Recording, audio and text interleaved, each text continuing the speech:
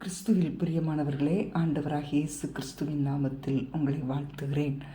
ரோமர் 8:28 அன்றியும் அவருடைய தீர்மானத்தின்படி அழைக்கப்பட்டவர்களாய் தேவனிடத்தில் அன்பு கூறுகிறவர்களுக்கு சகலமும் நன்மைக்கு ஏதுவாக நடக்கிறதென்று அறிந்திருக்கிறோம்.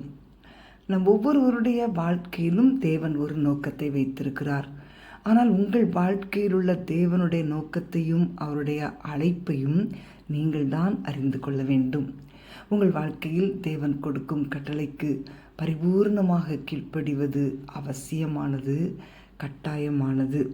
உங்கள் சுய தீர்மானத்தின்படி நடந்து கொண்டே பரிசுத்த ஆவியானவரின் ஆளுகையின் கீழ் இருக்க முடியாது. தேவனுடைய நோக்கத்தின்படி நீங்கள் அழைக்கப்பட்டிருக்கிறீர்கள். நீங்கள் அவருக்காக பிரகாசித்து இந்த பாவம் நிறைந்த உலகத்தில் அவருக்கு சாட்சியாக நிலைநிற்க வேண்டும் என்பதுதான்